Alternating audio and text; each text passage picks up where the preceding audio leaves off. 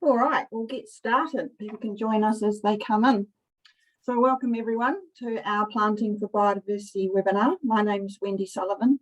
I work for New Zealand Landcare Trust, and the Trust's role is to support farmers and growers and community groups with your environmental projects.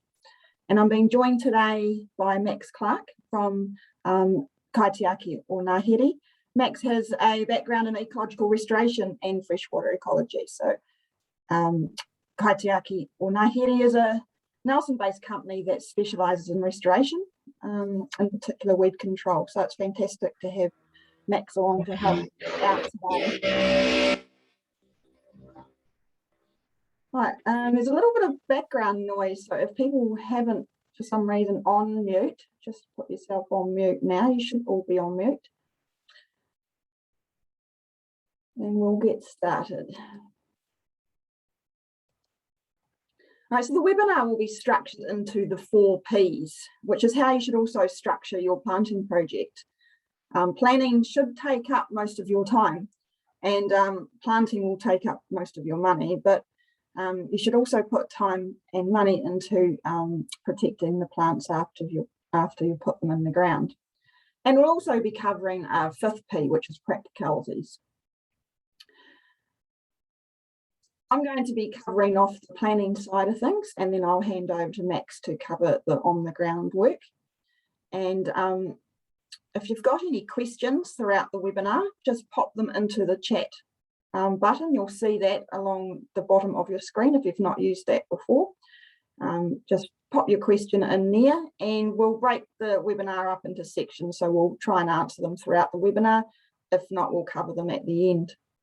And the presentation itself is quite short, so yeah, if you've got a question, don't feel stupid in asking it. There's probably someone else who wants to ask the same question, so whack it in there.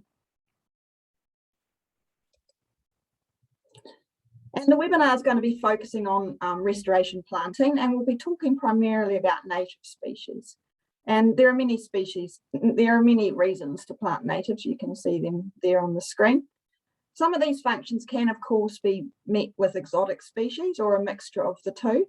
But personally, I like the idea of returning our degraded habitats back into a naturally functioning ecosystem. We'll start with planting plans. So the level of detail in your planting plan is going to depend on the complexity of your site and what, of course, you want to achieve by it. You can literally do your planting plan on the back of an envelope if it's a simple one. If the site is simple and your goals are simple, there's no need to overcook it. The key to success, though, is to understand your site. Identify where areas are permanently wet, and identify those areas that are dry most of the time but underwater in winter.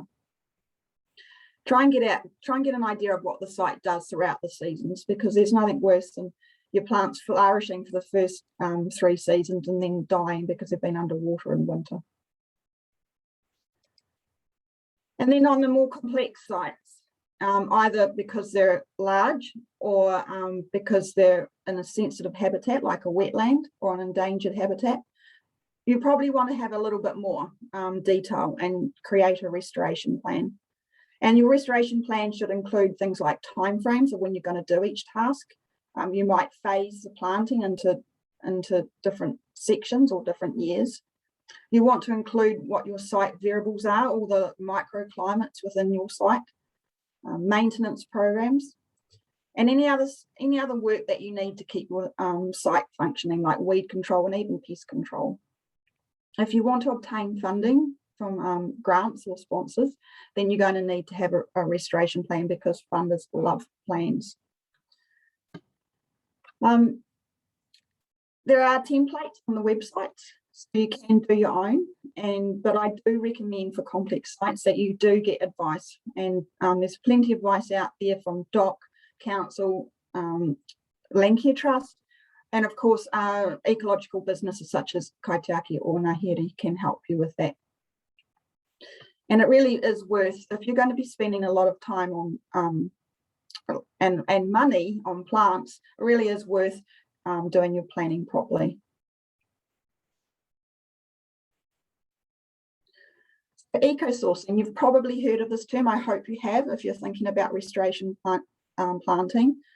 Many people undertake what they think is restoration, but if you're grabbing plants from all over the country, effectively all you're doing is gardening. So what eco-sourcing is propagation of native plants from local areas and planting them back within the same geographic area. So the reason for this is because locally sourced plants are more likely to survive. The same species can have a huge genetic variation across the country. So you're polluting the genetics if you bring in plants from outside your region. And that can lead to hybridization of genetics and ultimately potentially lose a species. And non-eco-source plants that you've planted on your site might actually be compromising nearby natural areas. So if you've got wild areas nearby, it's something you really need to strongly consider. So eco-sourcing is quite controversial. Some plants have iconic or cultural values, and sometimes it's just you can't obtain the plants you want at the time you want from your local nursery. So it's very tempting to go outside your region to get those plants. So yeah, logistically, it's challenging. But my opinion is that that is to try and get as much right as you can. Having said that, if you're planting on private land, it's your own property, you can do what you like, but do it mindfully. Be aware of what plants you are selecting and why.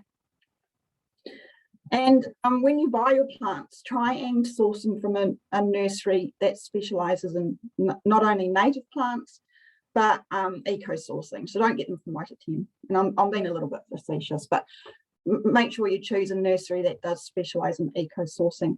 In Marlborough, we have Morgan's Nursery, and Nelson, you've got Titokin Nursery. And for those people around the country, you will have nurseries in your region that specialises in native plants. And when you order your plants, make sure that you specifically ask for eco-source ones. And of course, one of the easiest ways or most confident ways of eco-sourcing is to obtain your own seed. And this is more effective. It can be cheaper if you grow it yourself. But of course, it takes much longer. So, you know, most plants that you want to be planting are at least 2, if not 3 years old. And growing on seed is a time-consuming process and can be quite complicated. So you could collect the seed and then pass it on to your local nursery to grow on for you. And of course, if you're collecting seed from conservation land, you should always check the stock. It's likely that you'll need a permit, and these are free, but it's just making sure that you're not inadvertently doing any damage by collecting seed. And make sure that your source is not compromised. So that your source is a natural area and it hasn't been planted itself, because you might not know where that seed has come from. Know your zone. So throughout the country, it's been divided into ecological districts. Apparently there are 285 of them. South Marlborough has 9, North Marlborough's got 3, and so you can see that in your district you'll have at least 2 or 3. And these districts have been described in terms of the geomorphological factors and also what plants grow there or what should be growing there. And so it's easy to know what plants that then you can use in your site. And you can find that out by the DOC website. I know the Marlborough zones are well described on the DOC website. If it's not for your region, check with your DOC office or your council office, and they should be able to help you.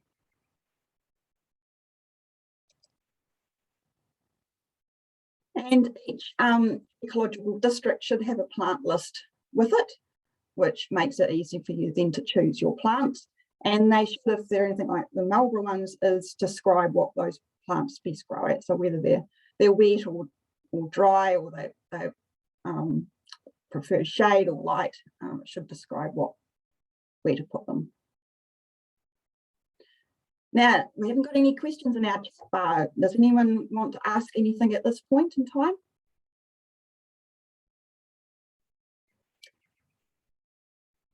No, right, well, feel free to whack them in. This is a webinar to help you, so that's what we're here for. We'll spend some time at the end to answer any questions at the end. And I'll pass over to Max at this point. Fantastic. Firstly, thank you so much, Wendy, for asking me to talk on this webinar. I think it's great to provide these kinds of resources to people, especially to landowners who might not always know exactly how they want to go about this, but usually have plenty of great motivation to improve their land.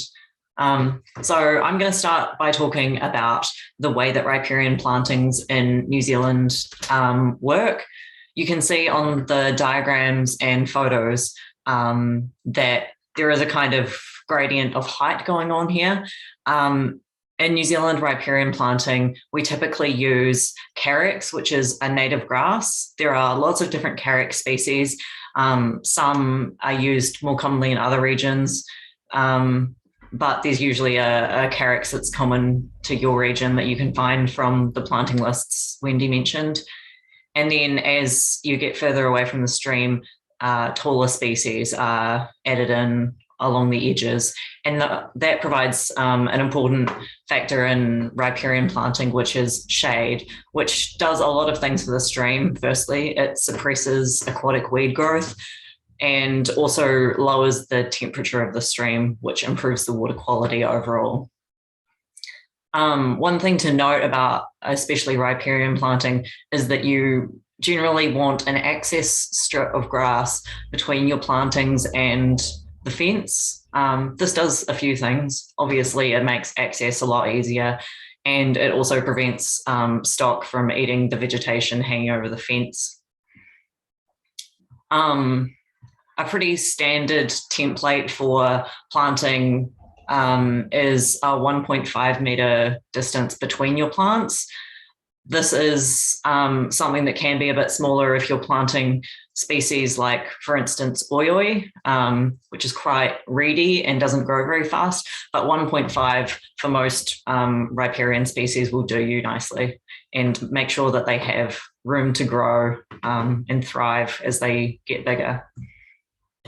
An important point to note about riparian plantings is that because a lot of them are starting from just grassland, you want to plant what are referred to as pioneer species.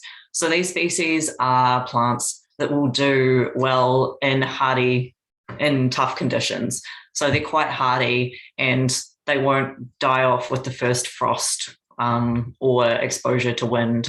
So these include species such as mahui, flax, kanuka, a few robust coprosma species, cabbage trees, ribbonwoods, etc., etc.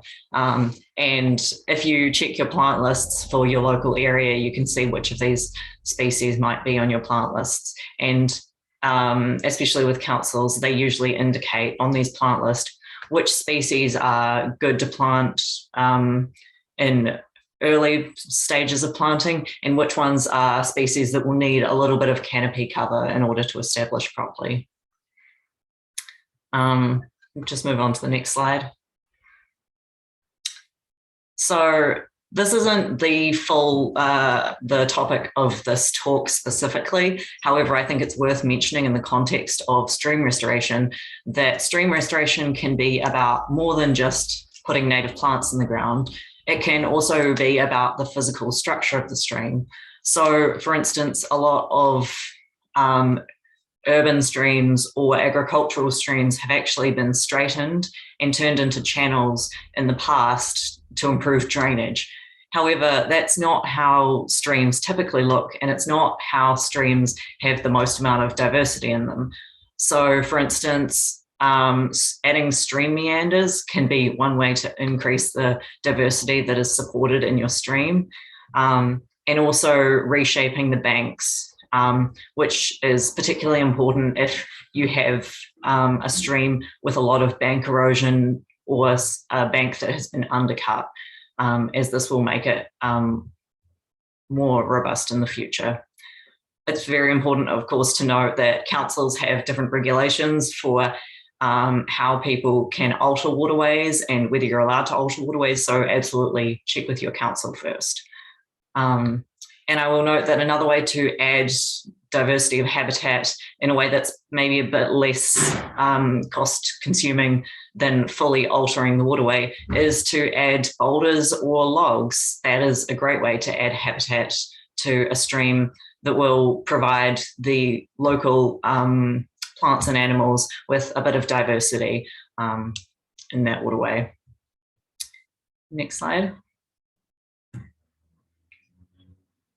This slide is about the practicalities. This ties heavily into what Wendy was talking about with regards to planning.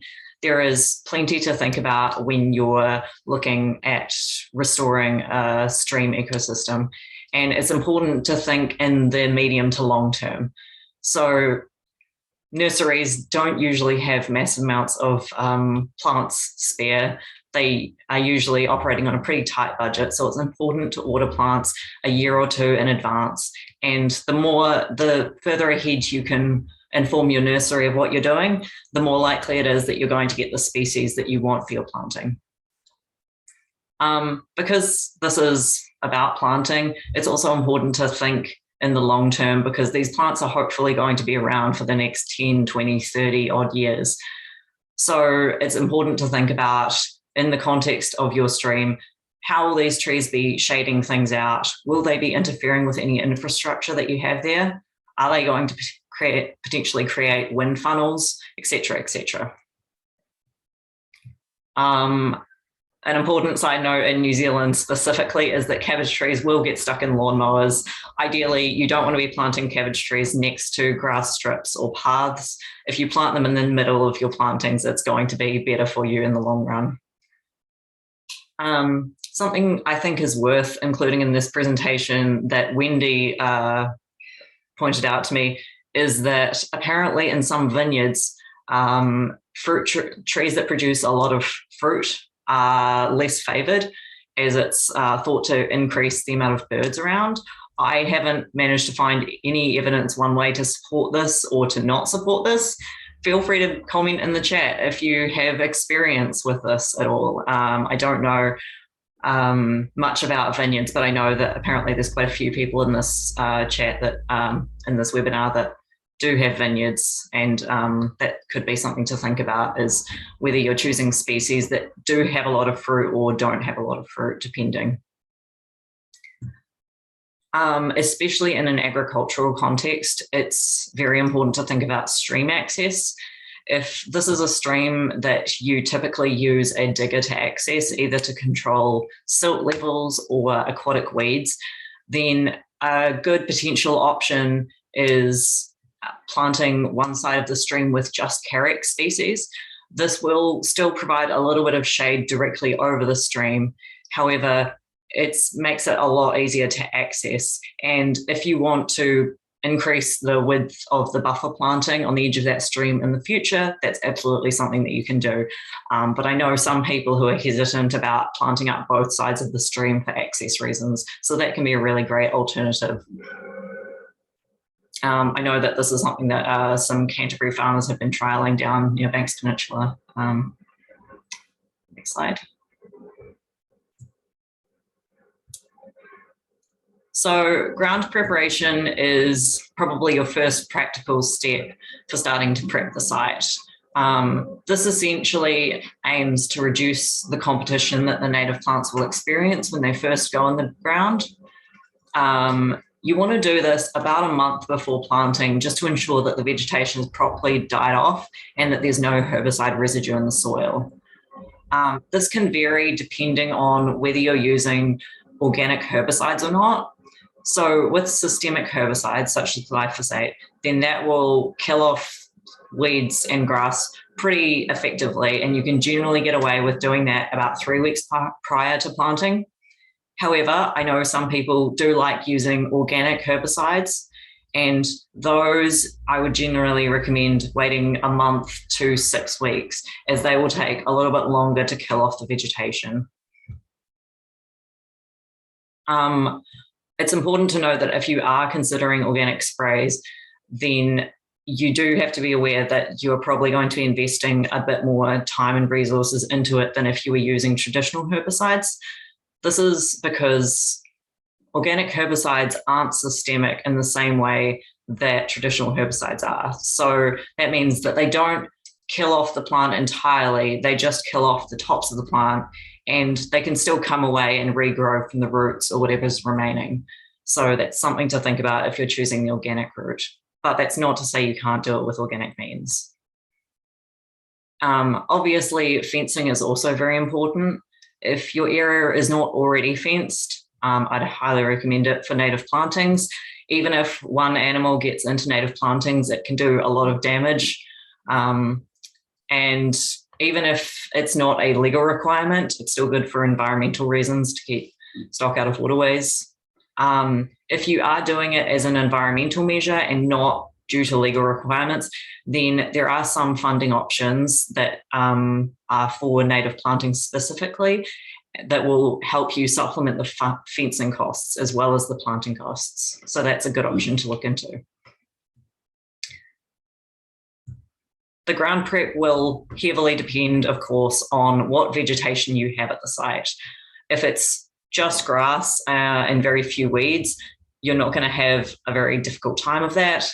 However, there are certainly some weeds that are common that will cause problems if you don't control them at the start. So I've listed some common weeds that we deal with here in Nelson a lot. Depending on what region you're from or what your local area is like, you may have dealt with different weeds.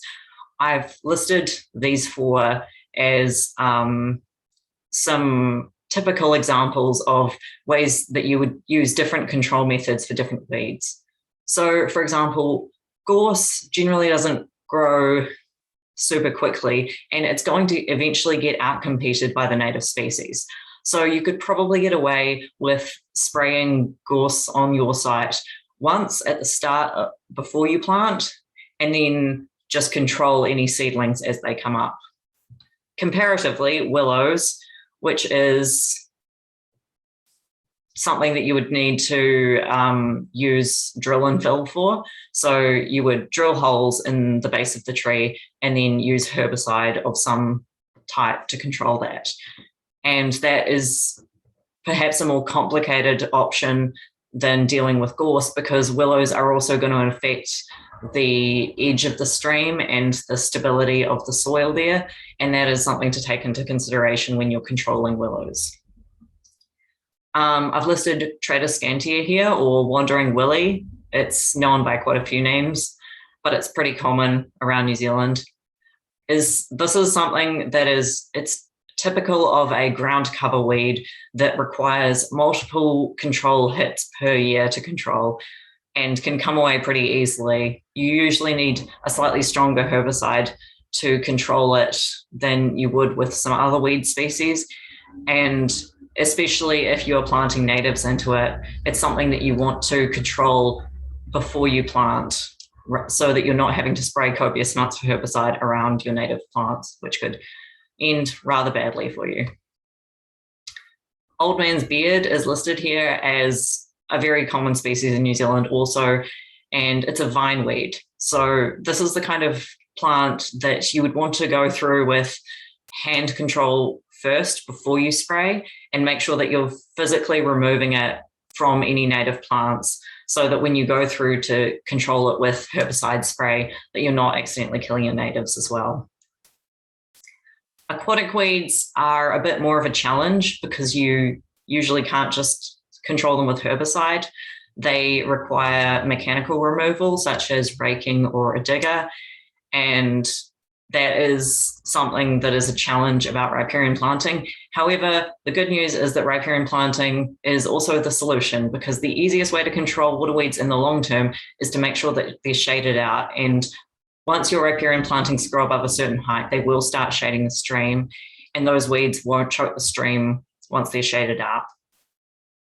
I will absolutely refer everyone to the Weed Busters website, which is an absolutely fantastic resource that New Zealand has. It's a New Zealand specific weed website that provides weed control advice for just about any weed that you could think of. So if you're unsure what the weed at your sites might be or how to control them, then likely that information is online and perfectly available. Next slide. So once you've prepped your site, your next step is finally planting. This is a pretty key time, so it's worth thinking about the logistics of this to make sure that you've got everything lined up and that it goes smoothly. Depending on your regional or local climate, planting in New Zealand is typically carried out in the winter to spring, so about this time of the year actually.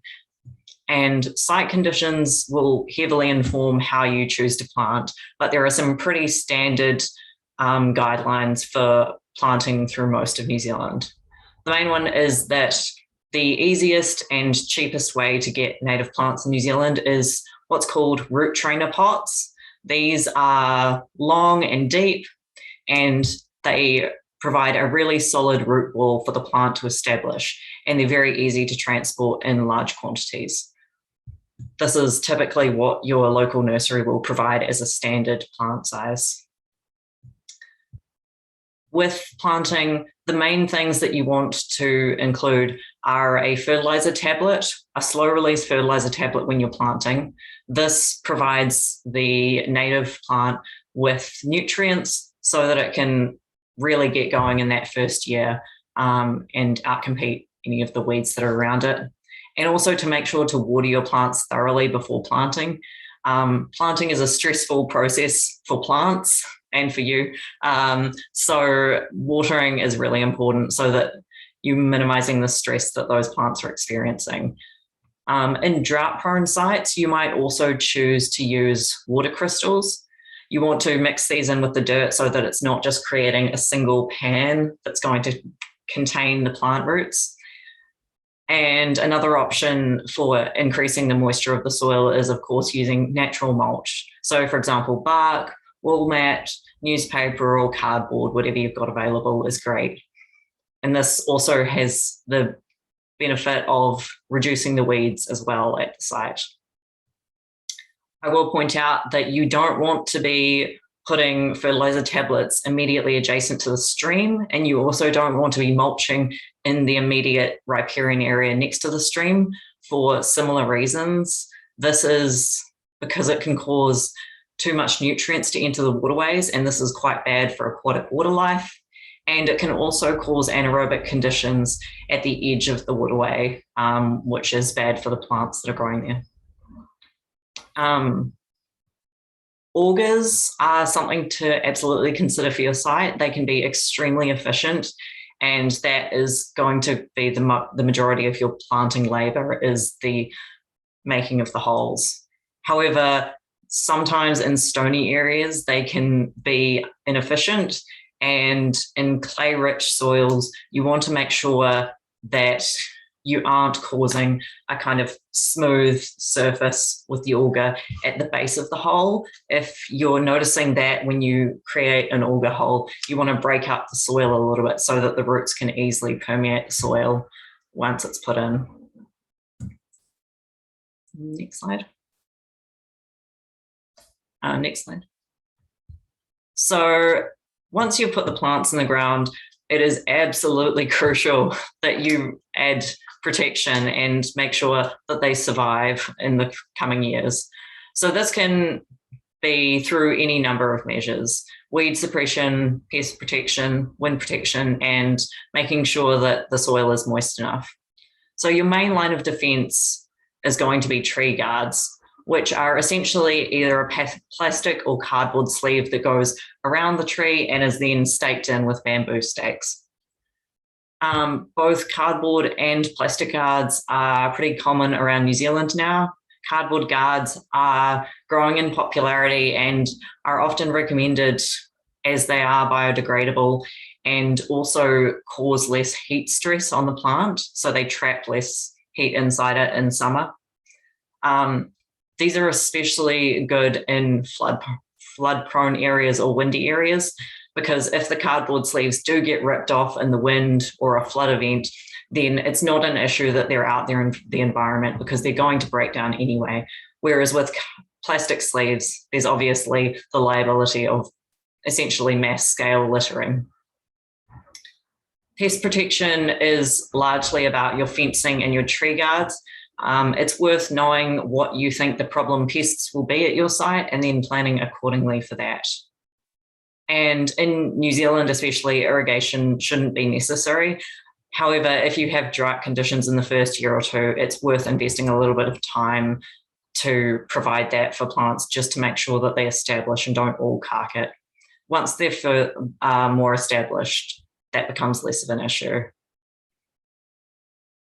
Next slide. Maintenance. Maintenance is almost as important as the planting, because it doesn't matter how many plants you put in the ground if they all die in the first 3 years. So this is really important to follow up with. It can depend greatly on your site, how many maintenance visits it requires per year and how long those maintenance visits take.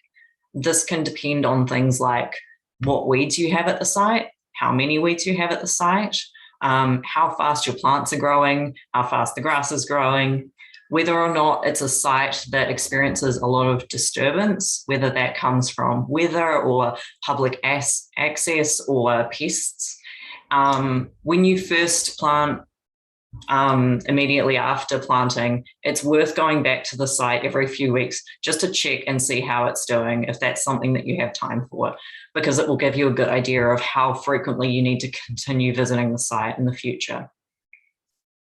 Weeding for native plantings can include things like precise hand weeding around the natives, and it can also include more general scale things like using a scrub bar or line trimmer to clear the grass between the plants. And these are both really important for reducing the competition that the plants are experiencing and making sure that they have the best chance to establish at the start of their lives. Plastic guards can come off after a year or two after planting. Cardboard sleeves biodegrade anyway, and so these are fine to leave on. One thing I will note, especially if you're in somewhere with paper wasps, is that paper wasps really love establishing in plant guards for some reason. It's just something about the microclimate that they just seem to love. So if you're going through removing plant guards or weeding inside plant guards, I would highly advise checking before you stick your hand in there. It can end very badly. I can attest to that. And I will note that even after 2, 3, 5 years, there will still sometimes be weed issues that need dealing with in native plants, in native plantings. Some weeds will be shaded out by natives, such as gorse. However, other ones like banana passion fruit or willows or old man's beard may require ongoing maintenance. And it's important to do this on a regular basis, because if you leave it for many years, it just compounds and becomes more of an issue in the future for you. I think that's all I had to say about planting. I will add one final point, which is to just say that you don't have to restore areas if they haven't been removed in the first place. And that if you have native remnants or wetlands on your land, then there are potentially funding options to protect these, and it's so important for us to protect the remaining ecosystems that we have in New Zealand. And this is absolutely something that can be supported by native plantings and riparian zones. That's all I had to say on that. Thank you so much for listening to me talk for what feels like a very long time. I'm sure people might have questions now. And I will mention that there are some links on the screen specifically for the Tasman-Nelson region in case anyone wanted to see those. So yeah. That was really good. And we do have quite a few questions come out of that. So well, feel free to keep putting them in there. We've got plenty of time. So I'll just work through the ones that have been asked already. Is there any guidelines on own native plant propagation? I know of a book which was put out by QE2 Trust that is fantastic. I'm not sure if it's still in print, Max. Do you know, or do you know of any other resources? I don't know if it's still on print. No, I honestly, a lot of the resources I've heard have been through word of mouth, but I'm sure there's plenty of information available online, because there are plenty of people out there who are growing their own native plants from seed. Yeah, so what we'll do, Muriel, is I'll try and find out about that book, but I'll also have a look to see if there's any else out there. And what we'll do at the end of the webinar is send a list of different resources that we've come across to all the participants. Ecosourcing, what kind of distance would you consider local within your ecological district? Yeah, this is a question that I get asked all the time, and you know, I don't think that there is a set distance. Like I wouldn't be confident about saying 5 kilometres or 1 kilometre or even 30 kilometres. I think it depends on your site, how unique that site is and what the plants are in it.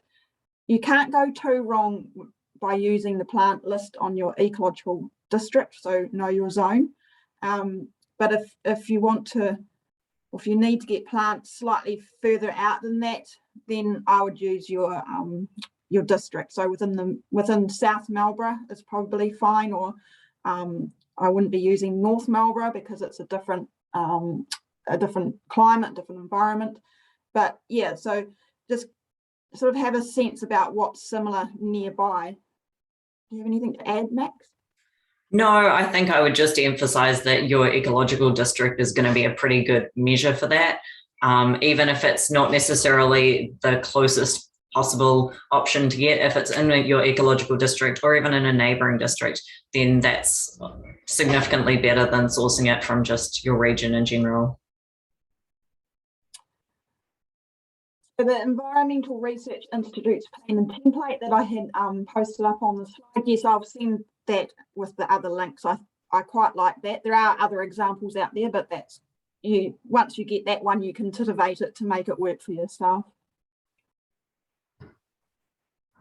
Yeah, so the question about birds in vineyards, and I guess any fruit orchard, is interesting because there's two different ways of thinking about it. Could fruiting plants bring in birds and therefore create a problem, or conversely, would they stick to the natives and not move out into the orchard or vineyard?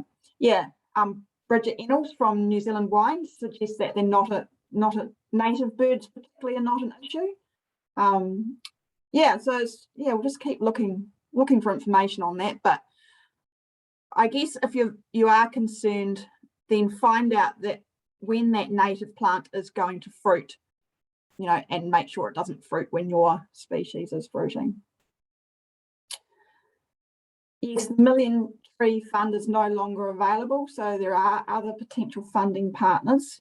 I actually have a fact sheet on that on the New Zealand Land Care Trust website. I will include a link and send that out to everyone that lists funders that are useful for private land and public conservation land. And yes, councils can be often really good source of funds for private restoration projects. So just keep an eye on your regional council's funding page, and that, yeah, usually most councils that I know of have at least one fund, or if not more, a year.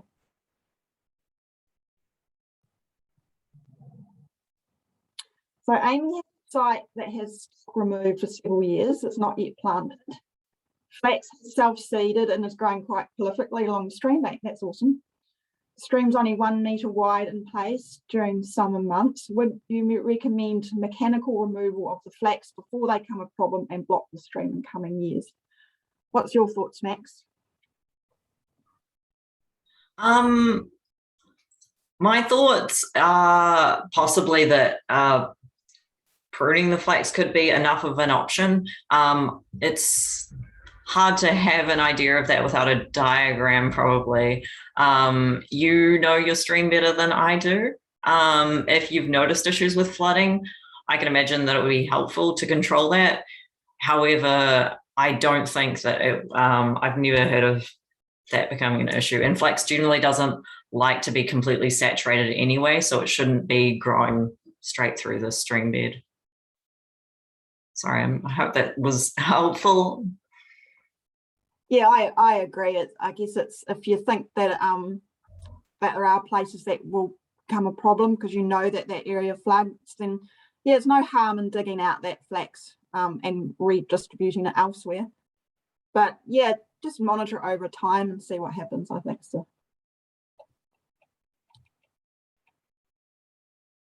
Oh, and Amy suggested a book by Laurie Metcalf. Thank you. We'll add that into our list. Oh, there's some more here. Fantastic. Hawke's Bay example. Oh, there you go. There's the QE2 link. Thanks, Rihanna. That's really helpful. Yeah, that QE2 book, it's about 20 odd years old, but it's a really good one. Any other questions? We'll just give you a couple of minutes to fire them in.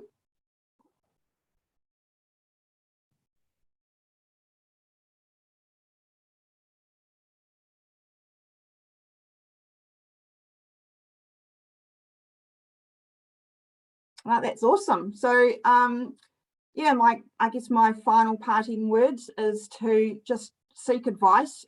It's a really nice space to work in, and generally you'll find quite a lot of support and advice out there, whether it be through your councils or the Land Care Trust or Kaitiaki or Ngāhere or similar businesses. So yeah, it's good to ask advice before you start, then find that you've done something wrong after you've invested your time and money. And wish you all the best in your planting projects, and we'll end the webinar there. Thank you very much, and you have a lovely day.